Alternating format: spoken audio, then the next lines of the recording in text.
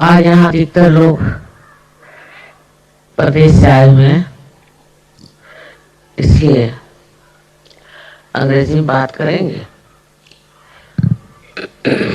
आप लोग अधिकतर अंग्रेजी समझते ही हैं।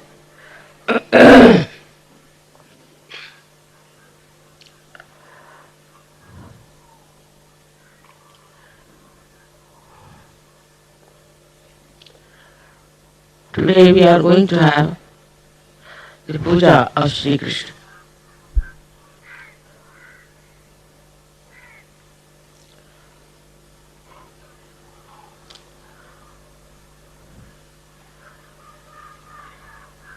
In Shri Krishna's life, the river Yamuna has played a very great role. Yamuna river is a very deep river and the water has a blue color, which they say Shri Krishna also had.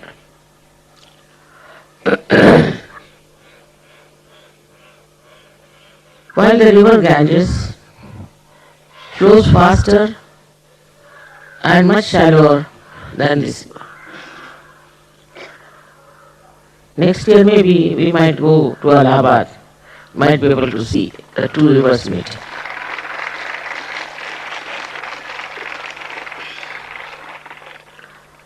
The whole of Haryana has been a very, very historical, mythological place. You must have known about it, that Pandavas and Kauravas fought in Kurukshetra, and also all this area has been used since long for meditation.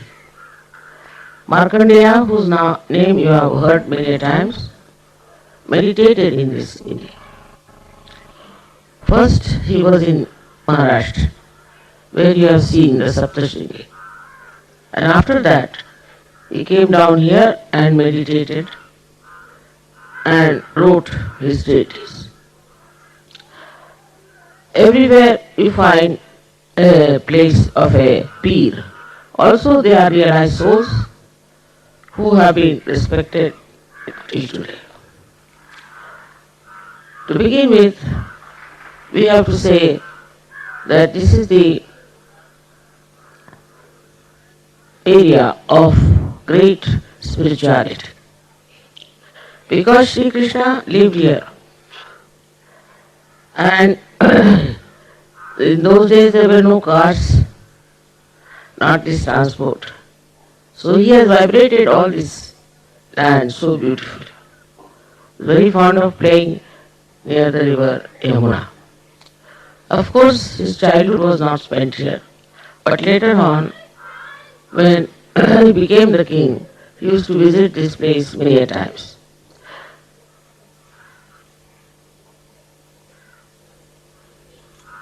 We have to understand his character in a very special way. First we had the incarnation of Sri Rama. The Vishnu, as you know, took the birth of Sri Rama. But Sri Rama forgot his divinity. He was made to forget his divinity. And he lived like an ordinary person, became a king, like Socrates has described, the benevolent king. And he had to also sacrifice his wife. That's very symbolic, no doubt. The other part of North India will be able to see his vibrated areas where he moved. But Maharashtra he went without shoes, walked and walked and walked. Thus, this whole country is really vibrated by great saints and by great incarnations.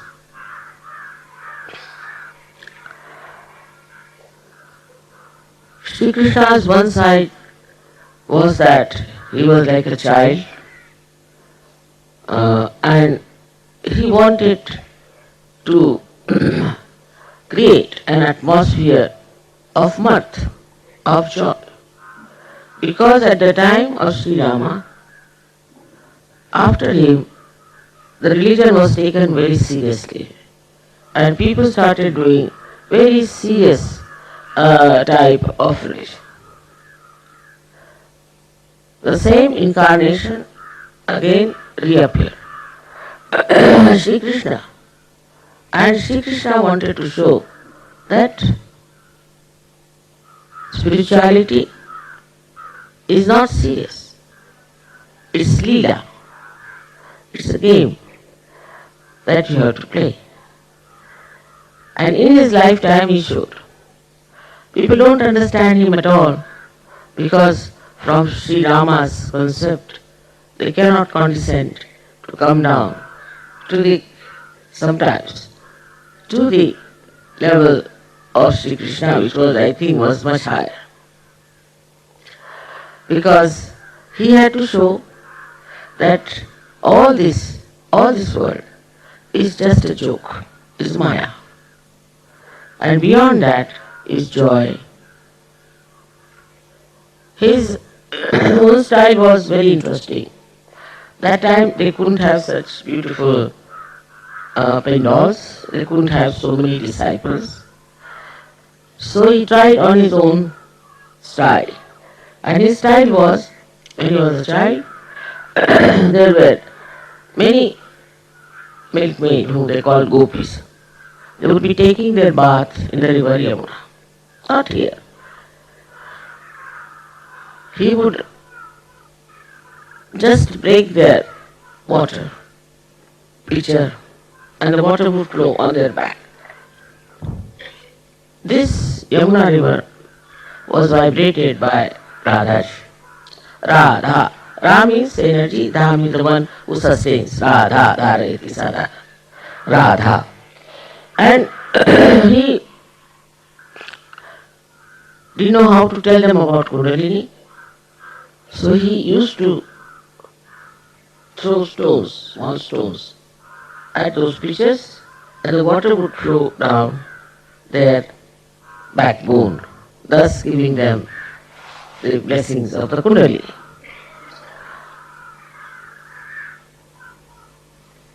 His style was extremely simple, playful, mirthful, and nobody understood why he was doing all these things. Also, when he was a very small child, there were ladies who were taking their baths. So he was trying to raise their Kundalini and he hid their clothes, he vibrated them. So many people don't understand a little child is so innocent. And he was teasing them and tried to show that life is nothing but joy. And he gave them those clothes.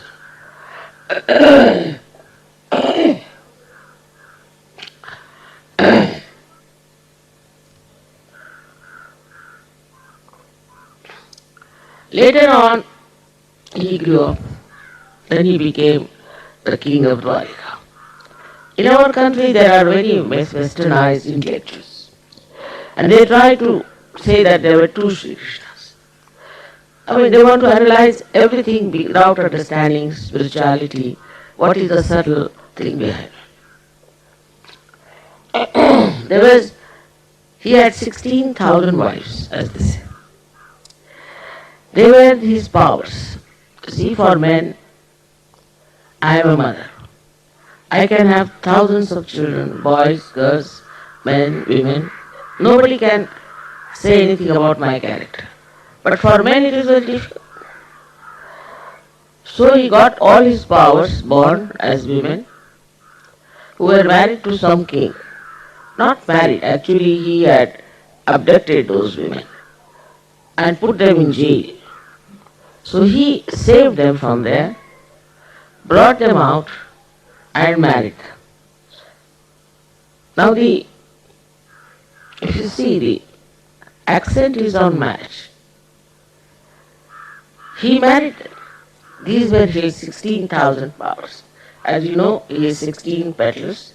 and 1,000 of the Sahasrara, 16,000 powers, which he married. Then he had 5 wives, for which also people have objection. Only Krishna can do like that. 5 wives are the 5 elements. The essence of them, the causal of them came as his wives and he married them. But he was such a detached soul. There's a lot of stories about detachment.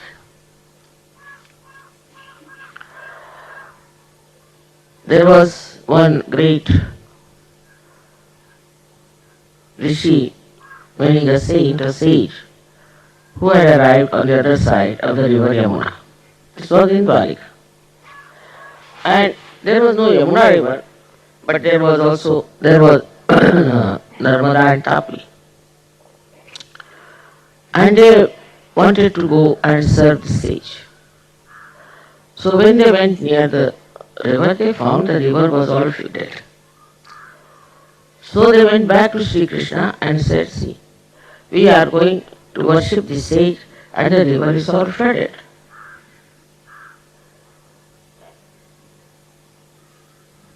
So he said, all right, you go and tell the river a truth. By that truth it will go down. What's the truth? That Shri Krishna is a brahmachari, is a celibate person. He had 5 wives.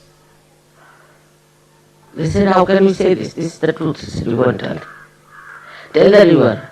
And the river will understand the truth, the power of truth, will put down the floods. So they went and they said that Shri Krishna is a brahmachari. And the river went down. And they were surprised. How it can happen? This fellow is our husband. And how can he say that he is a brahmachari? So this, they served the sage, served him well, gave him food, looked after him. And when they came back, they again saw the river was in floods. So they were quite worried how to cross the river now. So then went back to the sage and informed the sage that, see, we have to go back and the river is in speed and we don't know how to cross over. He said, it's very easy. If you want to go, it's very easy. They said, how? How did you come? They said, Krishna told us like this to tell that the river is celibate. That I am celibate. And the river, Narmada is also a celibate river.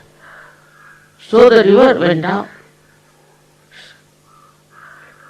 Alright, then you go and tell the river now that I didn't eat any food, nothing I ate. I'm just fasting. They said this fellow ate like a glutton and telling us a lie like this. And how are we to believe this man?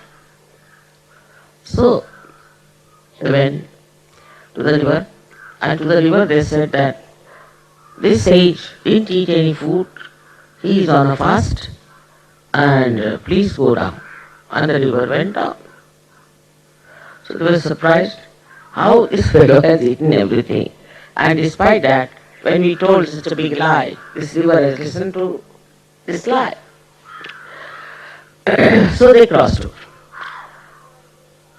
The point is, those people who are at that level, even when they eat, they don't eat. Even they are married, they are celibate. It's a state. It's a state in which you are completely detached. Absolutely detached. You don't feel the attachment of the work you are doing or the life you are leading. I cannot say how one should become detached. Of course, with the Kundalini working out and you meditating all that and fixing the Kundalini properly, it will work. You will be amazed how you will become detached about things and how you can manage things without feeling that you are doing it. How you can work out so many things without feeling even tired. It's a state, and that is the state one has to achieve.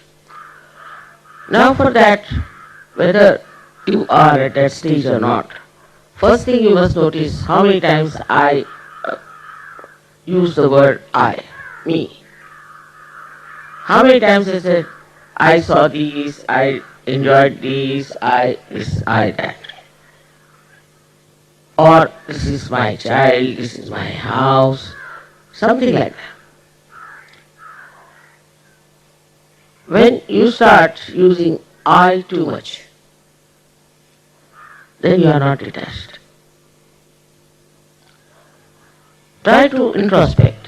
How many times I say, I have got this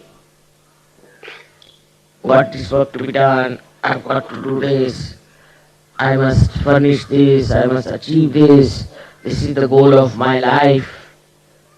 These are all words of illusion. Once you get detached, it's a state again as I wouldn't say that by standing on your head you will become detached or anything like that.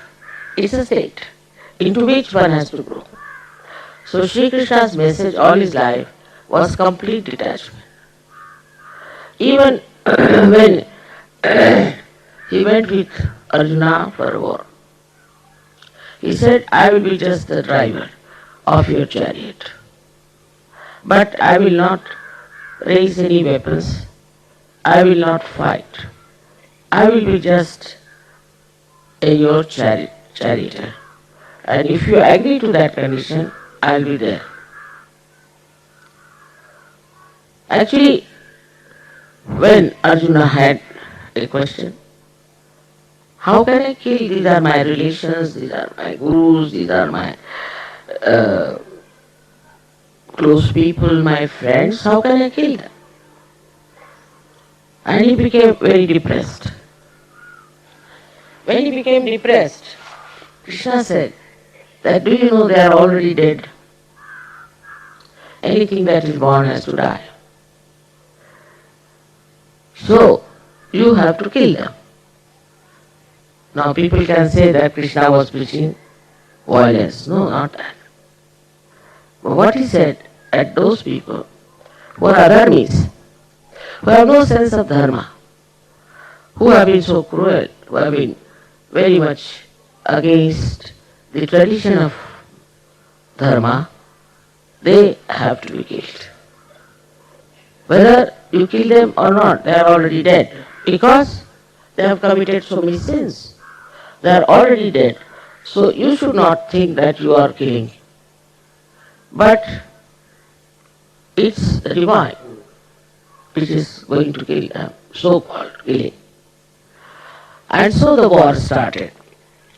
In the Gita also people have very less understanding as to what he wanted to communicate. The first thing, the war is on and he's talking about philosophy. You can imagine the detachment of us.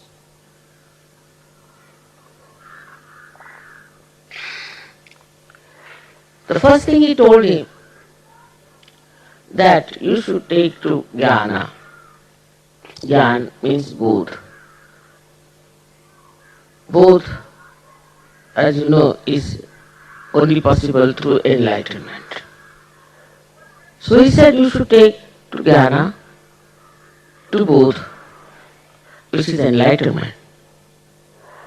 But people don't understand jnana. They think that by reading books, by reading all kinds of, there are so many criticisms of Gita, reading all that, or understanding about Gita. There are many in this country who are giving lectures on Shri Krishna. In their own lives they are horrible.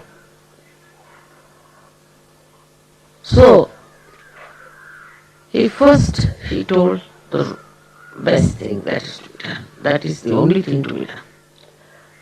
He was not a businessman. A businessman will tell you first something that is not so good, then better, raising you slowly. But he said outright, That is the one by which you become Stitapragya, means Sahajogi. He said clearly. But Arjuna said then, if it is so, why do you want me to go on war, to do this karma? That is also very much misunderstood. Only after realization you can understand what he meant by doing karma. He said it very clear that you do your work, karmas, your whatever you have to do, your action, and put it at my lotus feet, which is an impossible situation. As long as you have the sense that you are doing something, ahambhava, that due to ego you might call it, as long as you have this feeling within you, or maybe when there is still that I is existing within you, you may say that I am putting it at the lotus feet of God, but you don't. Because Shri Krishna knew, after Arjuna asked the question, that human nature is not straightforward, they won't understand in a straightforward way. So he was diplomatically told them, alright, put everything at my feet, which you cannot do. So people tried that. Ages they have tried and they found out it doesn't work out that way. Whatever we do, we feel responsible for it. So why should we think that we are putting at the lotus feet of Shri Krishna? For example, some people who were murderers, they would say, alright, we have murdered, alright, but we have put it at the lotus feet of God. This kind of a delusion happened. I mean, there were horrible people in this country who used to kill travelers in the name of goddess. All these misunderstandings, we suited them, they started doing it. So he said that your karma should be at my lotus feet. It's only possible after your realization. When you really feel you are not doing anything, we ask a Sahajogi to give realization to somebody. He tells me, it's not going, it's not working, he talks like a third person. He becomes a third person. He never thinks that he is doing it. He is raising the Kundalini himself with his own hand. He doesn't say, I am doing it. Or he'll just say, doesn't work out for him. Doesn't work. What's the matter? He would just say, this chakra is there, this problem is there. But he would never say that I am doing it. So this karma, this action becomes akarma, means non-action. Though you are acting, doing everything, still you don't feel you are doing it.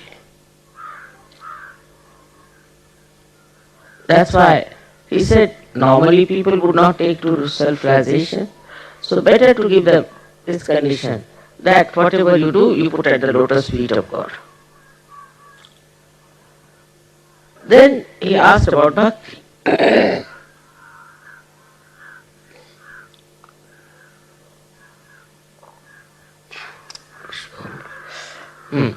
So for bhakti, he said, alright, very clever, I am not that clever as he was. I am telling you everything straightforward. Because he knew human beings are too clever. And if they are to be convinced, they cannot be convinced just by telling him straightforward things.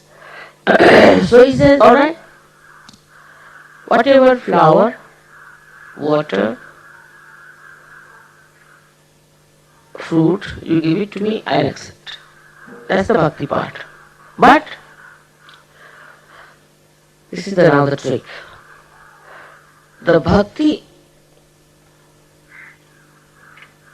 is to be done when there is not the other. Ananya. Ananya means there is nobody else. You and me.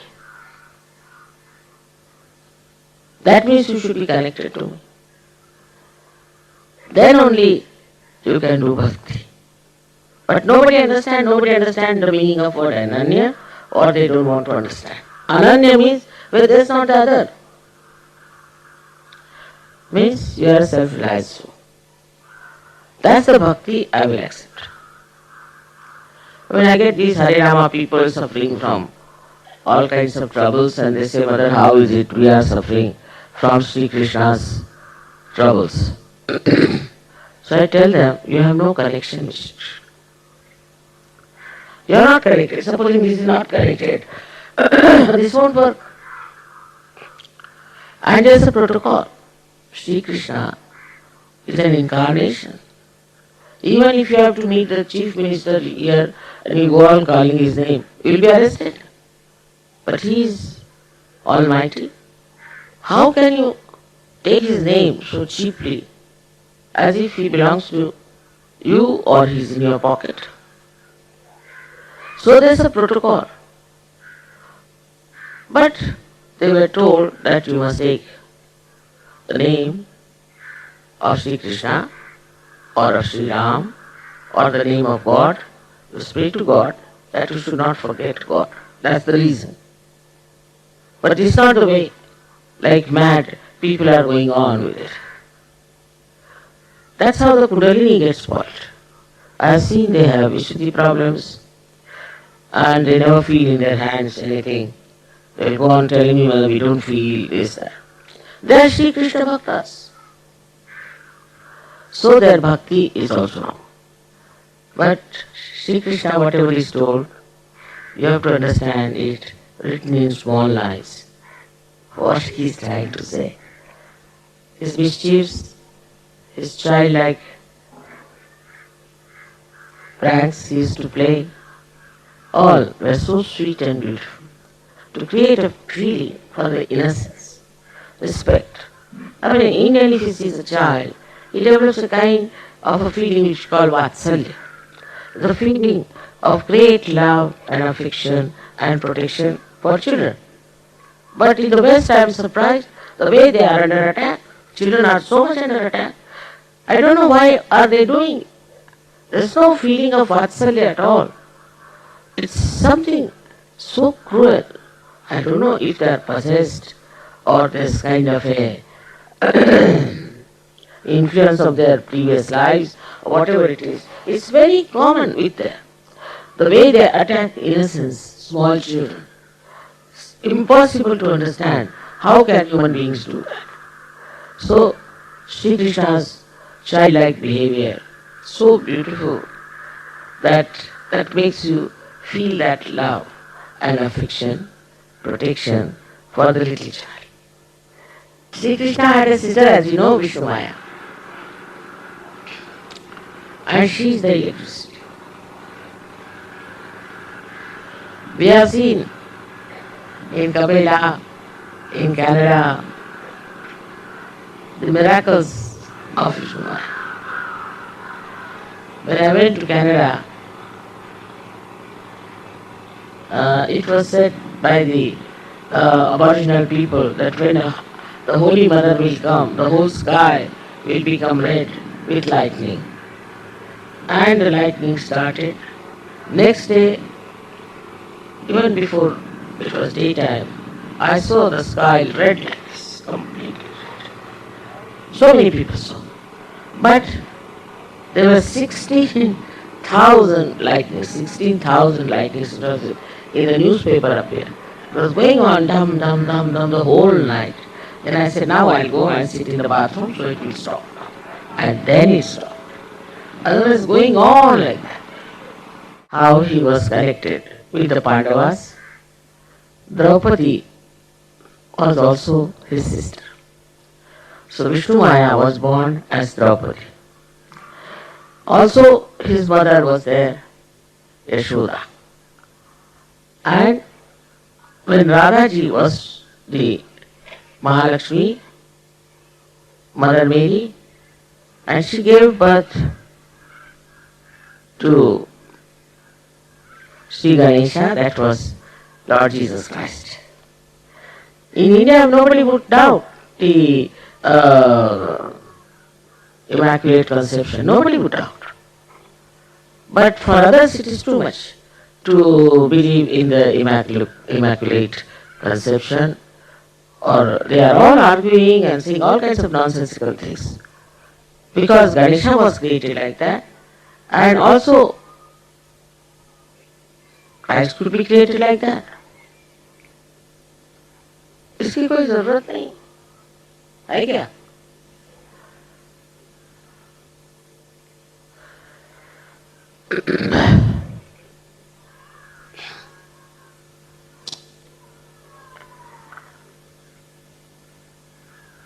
So Radha, she was Mother Mary.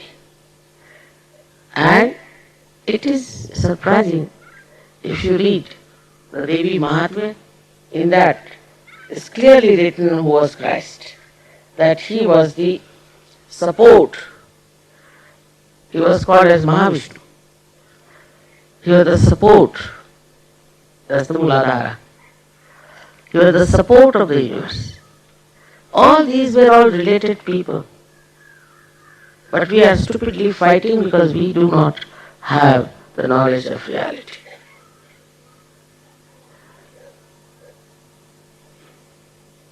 So, Radhaji wanted to give him the name Yashoda. So he called him Yesu. In Hebrew it is Yesu. Also in India, Yashoda is called just Jasoda. Many people call it Jesu. That's how he became Jesus. You can verify what I am saying on your vibrations. So they are all related to each other. And greatest thing is they are divine people. We cannot understand them, we cannot analyze them, we cannot pass remarks about them. It is a sign of human arrogance. Because his knowledge is so limited, and with that limited knowledge he wants to talk about divinity which is beyond the brains, beyond human intelligence. So only thing we can do is to be humble and to be surrendered. That's how Islam came, which means surrender. Where are they surrendering? God knows. Or Christians, where are they following Christ? Hindus, where are they following the principle that everybody has the spirit in their heart? How can you have caste if everybody has the spirit? Now, thank God, so many people in the whole world have become Sahajogis. We have transcended all these artificial barriers in our divine life. How can divide people? Some higher, some lower? Cannot be. Only thing is you have to achieve that state in which you see the whole world as a drama, as Shri Krishna has said, and you are the witness, the sakshi of all that. I had to tell all the story about Shri Krishna because this river Yamuna reminds me of all those beautiful things he did. And also I was happy yesterday the way you are dancing, the way you are enjoying, which is very, very significant. And the ones who did this before were not saints, they were ordinary people whom Shri Krishna wanted to hold hands, called Ras. Ra means energy, Sa means with. They all were holding hands, so with the energy of Radhaji, everybody was getting enlightened. All these things, as in all religions, have lost their own meaning, have lost their own form, and they have become very corrupt. It's because it's a mental attitude. If you have a mental attitude, it has its own limitations, and after some time there's always a decline of all these mental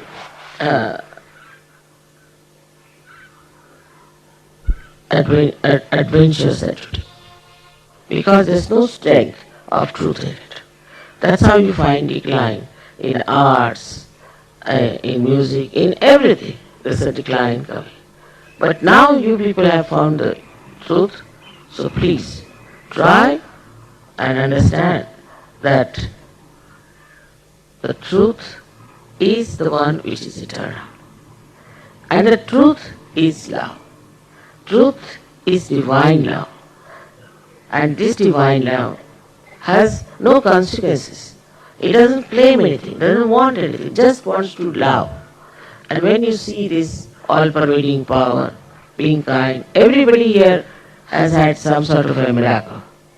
And most of them have told me so many miracles that, Mother, this happened, that happened, that happened. It's all done by this all-pervading power of divine love. And also to convince you, it is doing so many things interesting of showing